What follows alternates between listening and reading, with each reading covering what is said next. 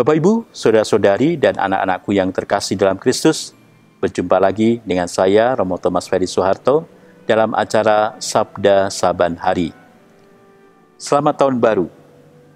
Hari pertama Tahun Baru 2021 ini, kita akan diajak oleh gereja untuk merenungkan Injil yang akan diambil dari Lukas bab 2 ayat 16 sampai dengan 21.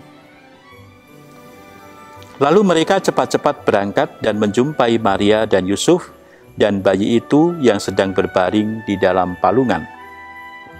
Dan ketika mereka melihatnya, mereka memberitahukan apa yang telah dikatakan kepada mereka tentang anak itu. Dan semua orang yang mendengarnya heran tentang apa yang dikatakan gembala-gembala itu kepada mereka. Tetapi Maria menyimpan segala perkara itu di dalam hatinya dan merenungkannya. Maka kembalilah gembala-gembala itu sambil memuji dan memuliakan Allah, karena segala sesuatu yang mereka dengar dan mereka lihat, semuanya sesuai dengan apa yang telah dikatakan kepada mereka. Dan ketika genap 8 hari, dan ia harus disunatkan, ia diberi nama Yesus, yaitu nama yang disebut oleh malaikat sebelum ia dikandung ibunya. Demikianlah Injil Tuhan. Saudari dan saudara yang terkasih dalam Kristus, kita semua pasti mempunyai nama. Ada yang namanya bagus, ada yang namanya aneh, ada yang namanya lucu. Saya dulu waktu di Flores hampir ketawa karena ada seorang anak diperkenalkan. Ini namanya siapa? Oh, ini namanya Merry Christmas and Happy New Year. Loh, bukannya itu tulisan di kartu? Ya itulah, saya ambil di kartu itu kan bagus. Kata-katanya Merry Christmas and Happy New Year. Maka saya beri nama saya Merry Christmas and Happy New Year.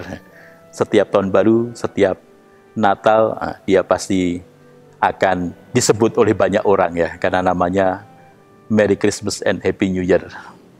Ya, nama apapun itu seringkali orang menganggap nama itu penting, ada juga yang tidak menganggap nama itu penting.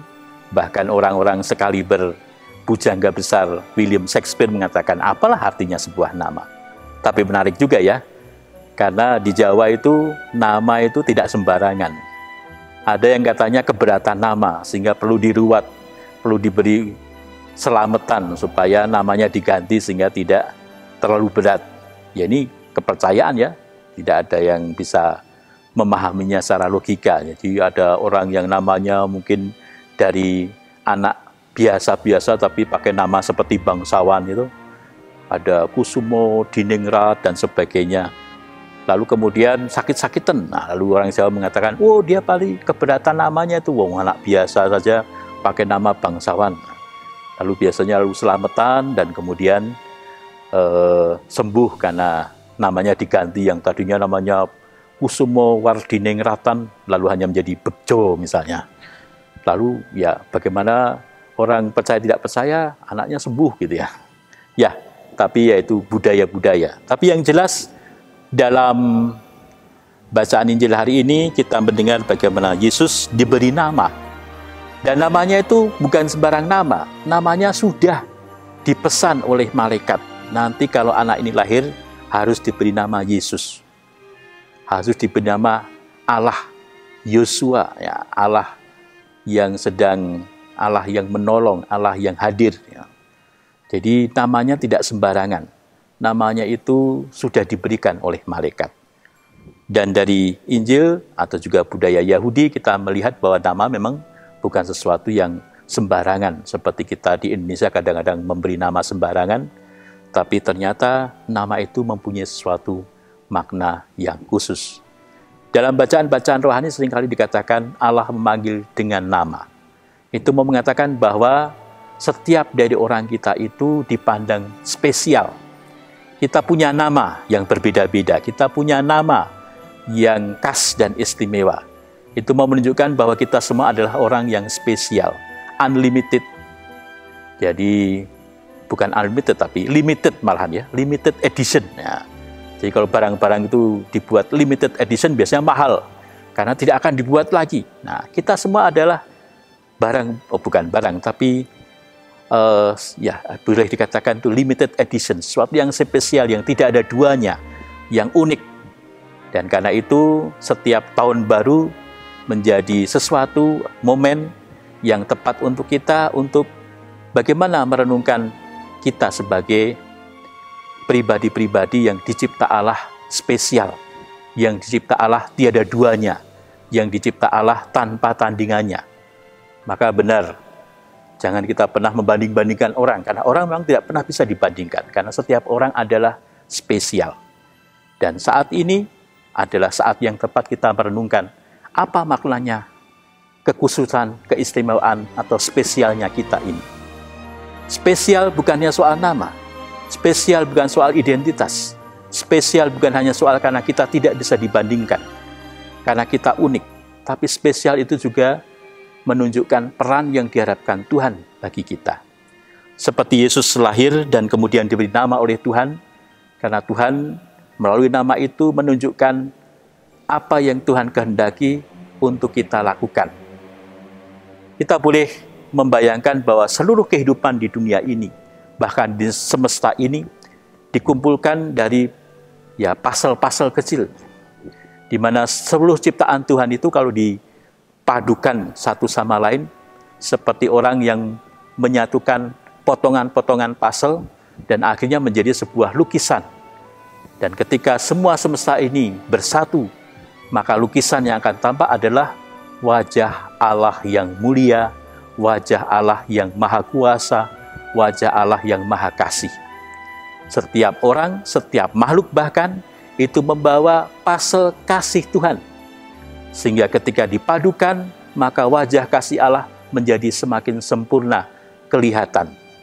Karena itulah, ketika kita dipanggil dengan nama, kita diingatkan bahwa ada juga peran yang diharapkan oleh Tuhan untuk kita lakukan. Dan peran itu hanya bisa kita lakukan. Anda lakukan, saya lakukan. Peranmu tidak bisa kulakukan. Peranku tidak bisa kau lakukan. Hanya kita sendiri yang bisa melakukan. Individu per individu. Orang lepas orang. Dan kalau ada orang yang tidak bisa menunjukkan perannya, maka sebenarnya wajah Allah yang sempurna itu menjadi kemudian tidak bisa sempurna lagi. Ada bopenya, ada kurangnya. Karena itu kita diharapkan untuk pertama-tama merefleksikan apa yang menjadi talenta, apa yang menjadi kehendak, apa yang menjadi rencana Tuhan yang diwujudkan, dilambangkan dengan nama kita masing-masing itu. Sebenarnya bukan namanya bermakna apa, tapi bahwa kita punya nama, itu pasti kita punya peran. Kita pasti punya talenta, potensi yang khusus. Itulah yang harus kita gali dan kita temukan. Apa potensi atau talenta yang diberikan Tuhan pada saya? Dan dalam setiap tahun, pergantian tahun, kita bisa bertanya bagaimana saya bisa mewujudkan peran itu. Apakah saya sudah menunjukkan talenta itu untuk kemudian bisa berkembang dan bisa berguna bagi banyak orang? Atau saya hanya malas menutup talenta itu, tidak mengembangkannya, sehingga peran yang diberikan Tuhan untuk kita tidak kita wujudkan, sehingga pasal kasih yang harus kita tunjukkan itu kemudian hilang, dan kemudian wajah Allah pun tidak bisa sempurna kita tunjukkan bersama-sama karena ada satu yang hilang, yaitu orang yang tidak melakukan perannya, orang yang malas dan menyimpan talentanya. Semoga kesempatan tahun baru ini menjadi kesempatan kita berefleksi, memikirkan apa rencana Allah bagi hidup kita dan bagaimana kita sudah mulai mewujudkan rencana itu, sehingga kasih Allah semakin berkembang, dalam arti semakin semua orang bisa melihat kepenuhan kasih Allah itu melalui setiap peran yang kita lakukan dalam hidup kita sehari-hari. Selamat tahun baru, selamat menemukan peran Anda, selamat merefleksikan di mana Anda dalam rencana karya Allah ini, keselamatan ini, dan demikian semoga Tuhan memberkati Anda.